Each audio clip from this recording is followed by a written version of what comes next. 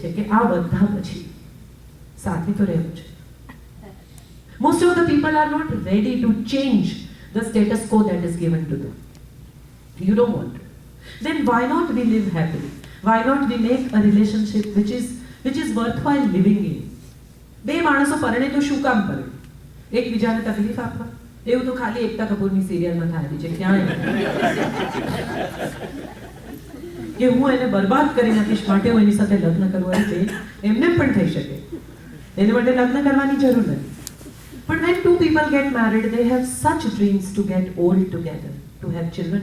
બહુ સુંદર કે હમણાં જ મેં 4-5 કાર્યક્રમોમાં પૂછ્યું કે જેટલા લોકો વિધિસર પરણ્યા છે એમાંથી કેટલા લોકોને સપ્તપદીના 7 વચન કડકડાટ યાદ છે? કોણ કહી શકે? Too long? Who says? 7 lines. આપણે સાદું ઇન્વેસ્ટમેન્ટ કરીએ ને 50,000 રૂપિયાનું તો પણ આપણે કેટલા ક્લોઝ વાંચીએ છીએ? લોગિન પીરિયડ કેટલો છે? માર્કેટ વોલેટાઇલ થશે તો શું થશે? યુલિપમાં નાખશો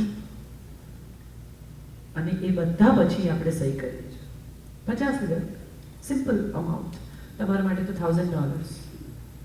ઇન ધેટ સિચ્યુએશન તમે તમારી આખી જિંદગી ઇન્વેસ્ટ કરો છો કોઈકની સાથે જીવવા માટે. અને શું બોલે છે બ્રાહ્મણ અને તમે ક્યાં સહી કરો છો એની તમને જ નથી ખબર. How interest. મોટા ભાગના લોકો પોતાના લગ્નમાં રસ નથી લેતા. ક્યારે પતે ક્યારે ઊભા થઈએ અને ક્યારે આ બધું લપેટી લઈએ. Why? It is something so important, so beautiful that is happening in your life. But we don't look at it that way because we are not cultivated to look at it that way. ક્રિશ્ચન્સમાં તો તમને કદાચ ખબર હશે વાવ્સ જાતે લખે. મારાથી આટલું થઈ શકશે અને મારાથી આટલું નહીં થઈ શકે, હું બધા વાવ નહીં લઉં. They have that facility to write their own vows. બહુ સાદા વચનો છે અને it begins with એશ એકપદી ભાવ. આપણે બંને એક થઈએ. ત્યાંથી શરૂ કરીને 7મું વચન છે સપ્તમે સખા ભવ. 7મા પગલે આપણે મિત્રો થઈ જઈએ. પહેલું વચન મિત્રતાનું નથી, 7મું વચન મિત્રતાનું છે. Because you pass through all that you are supposed to.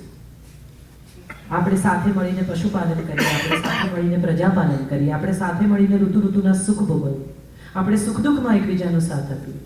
અને એ બધું થયા પછી 7મે પગલે સપ્તમે સખા ભવ. 7મે પગલે આપણે મિત્રો બનીએ. મિત્રતા માટે 7 પગલા સાથે ચાલવા જરૂરી છે અને 7 પગલા જ્યારે માણસો સાથે ચાલે છે ત્યારે એમની વચ્ચે એક બહુ સુંદર રિલેશનશિપ ડેવલપ થાય છે, એક બ્યુટીફુલ રિલેશનશિપ કલ્ટિવેટ થાય છે. કેટલા કપલ્સ હાથ ઊંચો કરીને પોતાની જાતને એવું કહી શકે કે હા હું મારી પત્નીનો બેસ્ટ ફ્રેન્ડ છું અથવા મારી પત્ની મારી ઉત્તમ મિત્ર છે. બધું જ શેર થઈ શકે. હમણાં વચ્ચે બહુ સરસ એક SMS, અમારે ત્યાં ટેક્સ્ટનું બહુ ફેશન છે. સવારે બધા લોકો તમને જ્ઞાન મોકલે. 6:30 વાગ્યામાં ઊંઘમાંથી ઉઠાડીને થપ્પડ મારે જ્ઞાનની. બહુ ઇન્ટરેસ્ટિંગ.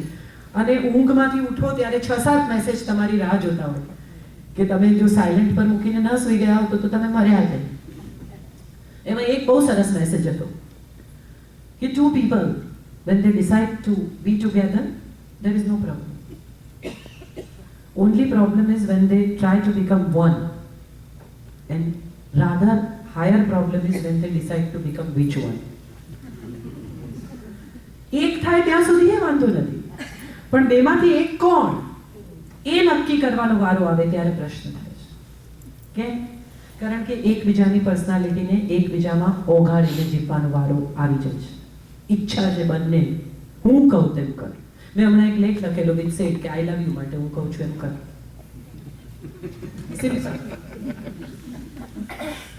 અને આવા ટાઇટલ્સ સાથે જ્યારે હું લખું છું ત્યારે લોકોને બહુ મજા એટલા માટે આવે છે કે ક્યાંક ને ક્યાંક એ પોતાની જાતને કનેક્ટ કરે છે. હું પણ કરું છું, મેં પણ આવું કર્યું હશે ક્યાંક. પણ જ્યારે આપણે, હું મેરેજ કાઉન્સેલિંગ માટે કામ કરું છું, પોઇઝિસ નામની એક સંસ્થા છે.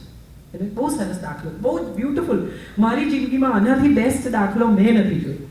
IIMનો પ્રોફેસર છે, એની વાઇફ છે, she is working with advertising agency. બંને જણા આવ્યા હવે છે ને રસપ્રદ બાબત એ છે કે બંને જણા જ્યારે કાઉન્સેલિંગ માટે આવે ને ત્યારે એમ માનવાનું કે બંને ઓપન છે, હજી સાથે રહેવાની તૈયારી છે. બેમાંથી એક આવે ત્યારે માનવાનું કે એકની તૈયારી છે, બીજાની નથી. બહુ અમારું ઓરિએન્ટેશન કરે એ પણ બહુ રસપ્રદ હોય છે. પણ બંને જણા આવ્યા પછી વાત કરી તો કે પહેલો ઝઘડો ક્યારે થયો કે યાદ નથી. તો કે મેક્સિમમ ઝઘડો શેમાંથી થાય? એટલે એ છોકરી રડવા માંડી, રેખા. બહુ ઇન્ટરેસ્ટિંગ કે શું થયું? એ જે બાજુ સૂવે એ બાજુ બાથરૂમનો દરવાજો ખોલ્યો. બાથરૂમમાંથી બહાર નીકળીને હસબન્ડ ભીનો ટોવેલ એ જ્યાં સૂવે ત્યાં મૂકી દીધો. સિમ્પલ વાત, બધા જ કરીએ છીએ. બંને જણા કામ કરે એટલે ઉતાવળમાં નીકળી જાય. બંને જણા જ્યારે પાછા આવે ત્યારે ભીનો ટોવેલ ત્યાં જ હોય અને પલંગ પર એટલા ભાગમાં ભીનું ધાવું પડી ગયું હોય. 1 દિવસ, 2 દિવસ, 3 દિવસ, 4 દિવસ રોજ આ જ બાબતે ઝઘડો થાય. વાત ડિવોર્સ સુધી આવી ગઈ. પેલાએ કહ્યું કે હું સૂકવીશ, પણ સૂકવે નહીં. પેલી એક દિવસ ટુવાલ છૂટો માર્યો એટલે એના હાથમાં જે હતું એણે છૂટું માર્યું. પરિસ્થિતિ આગળ વધી ગઈ. એટલે મેં રેખાને પૂછ્યું, મેં તો ટુવાલ સુકવતા કેટલી મિનિટ થાય? તો કે 2, 5, આઈ ડોન્ટ નો. અને ઝઘડો કેટલા કલાક ચાલે? 2 દિવસ, 4 દિવસ, ગોડ નોઝ. પણ હું કેમ સૂકવું? એનો મારી પાસે એક જ જવાબ છે. સુખી કોને થવું છે? શાંતિ કોને જોઈએ છે? If I need peace, I need to be peaceful to my self. હું અહીંયા છું અને if I start working, Sanjay ક્યાં છે? ઘરે આવ્યો કે નહીં? કેટલા વાગે આવ્યો? ક્યાં હતો? આટલા 1000 કિલોમીટર દૂરથી હું એને કંટ્રોલ નહીં કરી શકું. મારે તો સેલ ફોન પર ફોન કરીને એને પૂછવાનું છે સાચું બોલે છે, ખોટું બોલે છે, ભગવાન જાણે.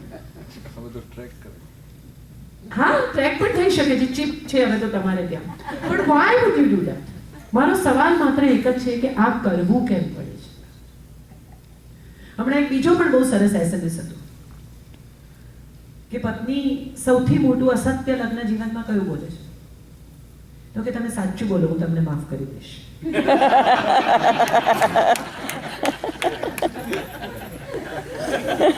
હસી શકાય, આપણે બધા જ કરીએ છીએ. Be a part of the talk. તમે જે ક્ષણે આવું કહો છો ને એ ક્ષણે તમને ખબર જ છે કે એ સાચું બોલશે ને એની જ તમે રાહ જુઓ છો. Correct, she said it. So why are we doing it? અહીંથી સવાલ શરૂ થાય છે. ઇન્સિક્યોરિટી શું છે? મને છોડી જશે? Let us come to the serious part of it. હું એને નહીં ગમું, બીજું કોઈ ગમશે? જે ઇમોશન્સ મારી સાથે શેર કરે છે એ બીજા કોઈ સાથે કરશે? જે ફિઝિકાલિટી મારી સાથે છે એ કોઈ બીજા સાથે થશે? ક્યાંથી શરૂ થાય છે આ ઇન્સિક્યોરિટીનું circle? And we go back to that. સ્ત્રીને સદીઓથી એવું શીખવવામાં આવ્યું છે કે તારું ઇમોશનલ ડિપેન્ડન્સ પુરુષ પર છે. એ વખાણ કરે તો જ તું રૂપાળી, એ અપ્રૂવ કરે તો જ તું સારી કુક, એ તને એમ કે તું બહુ સારી પત્ની તો જ તું સારી પત્ની, સાસુ એમ કે તું બહુ સારી બહુ તો જ તું સારી બહુ. આપણે બધા જ અપ્રુવલ પર જીવીએ છીએ, ઓલ ઓફ અસ. પતિને પણ એવું રિયલાઇઝેશન છે કે કોઈક તો કહેવું જ જોઈએ કે તમે શ્રેષ્ઠ છો. તમે અરીસો નથી જોતા, તમે તમારી જાત સાથે વાત નથી કરતા. ફક્ત અપ્રુવલ પર જીવવાની જે આખી સોસાયટીની રમત છે એમાં બીજા માણસ શું કહે છે એના પર આપણી જિંદગી ટકી છે. મને બીજા શું કહે છે? અને અશરફભાઈએ જે કહ્યું કે કાજલ જુદું લખે છે. મેં જ્યારે લખવાનું શરૂ કર્યું ત્યારે એક બહુ જ જાણીતા લેખકે મને ફોન કરેલો. મારી એક નવલકથા છે, એનું નામ છે મધ્યબિંદુ. આઈ ડોન્ટ નો કેટલા લોકોએ વાંચી છે, પણ એમાં હિરોઈન છે પ્રિયમ. એના 2 લોકો સાથેના સંબંધો છે અને એ એવું કહે છે કે જેમ આંખોને 2 આંખો જોઈએ, 3 ડાયમેન્શનલી કોઈ પણ દ્રશ્ય જોવું હોય તમારે તો તમે એક આંખે 3 ડાયમેન્શનથી ના જોઈ શકો. એવી રીતે મને પૂર્ણપણે જીવવા માટે 2 પુરુષો જોઈએ છે. પરણેલી છે, સુખી છે અને જેની સાથે રિલેશનશિપ છે એને કહે છે કે હું તને પૂછું છું તારી પત્નીનું નામ શું છે? મને નહીં પૂછવાનું મારો પતિ કોણ છે, ક્યાં છે. હું જુદી વ્યક્તિ છું, તારી સાથે જુદી રીતે જોડાયેલી છું. જે અહીં આવે છે એ મારા પતિની પત્ની નથી અને જે મારા પતિની પત્ની છે એ તને ચાહતી નથી. બહુ જુદા પ્રકારની નવલકથા મેં લખવાની શરૂ કરી. અને ત્યારે એક લેખકે, બહુ જાણીતા ગુજરાતી લેખકે, બિગ નેમ, એમણે મને ફોન કરીને પૂછેલું કે આમાં જાત અનુભવ કેટલો, કાજલબેન? I can vouch. એમણે જે કહ્યું ને કે પુરુષોનું જગત છે, હું સ્વીકારું છું આ વાત. પણ ત્યારે ફક્ત એટલી જ જરૂરિયાત હોય છે કે તમે શું જવાબ આપો છો. એ સવાલથી ડરીને આગળ લખવાનું બંધ કરો છો, કે તમે એવું નક્કી કરો છો કે તમે કોઈ પણ પ્રકારની તોછડાઈ વગર એમને એવું કહી શકો કે શોધી કાઢો, તમને જડે તો મને કહેજો. It's interesting. સ્ત્રીને હંમેશા દબાવવા, કચડાવવા કરતા પણ હું એવું માનું છું કે સ્ત્રીને એવું શીખવવામાં આવ્યું છે કે તું બીજા પર આધારિત જીવે છે.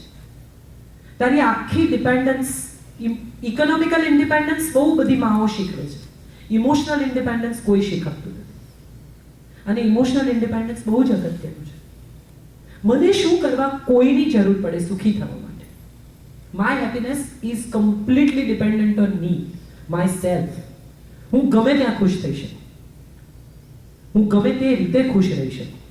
એટલું જો આપણે શીખી જઈએ તો હું માનું છું ઇન્સિક્યોરિટીની દોરી કપાઈ જાય છે. કારણ કે તમે કોઈની પાસે સુખની અપેક્ષા રાખો છો, માટે તમે એને દુઃખી કરવાનો અધિકાર આપો છો. બહુ ઇન્ટરેસ્ટિંગ છે આ વાક્ય, સમજવાનો પ્રયત્ન કરજો. કે હું એવી આશા રાખું છું કે મને હું તૈયાર થઈને મને જો મારો વર એમ કે સારી લાગે છે તો જ એ પાર્ટી મારા માટે સક્સેસફુલ છે.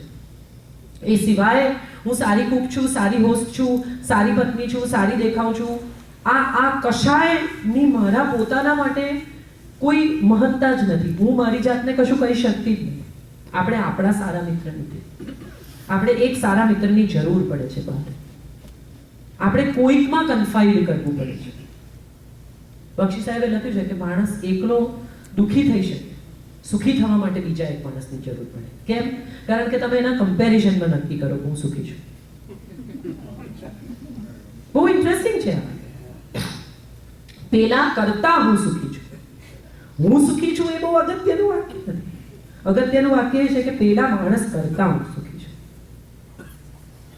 તમે ક્યાંય પણ સૂઈ શકો, ક્યાંય પણ હસી શકો, કોઈની પણ સાથે વાત કરી શકો. એ બહુ મહત્વની વાત છે. મારો લિફ્ટમેન છે, બહુ ઇન્ટરેસ્ટિંગ. હું બધી ફિલ્મો લગભગ એકલી જોઉં છું, કારણ કે સંજય ફિલ્મો નથી જોતો અને મને તો બપોરના જ ફાવે, એટલે હું ફિલ્મો જોવા એકલી જ જાઉં. અને ફિલ્મ જોવી એ મારું પેશન છે, એટલે હું સારી ખરાબ બધી હિન્દી ફિલ્મો જોઉં.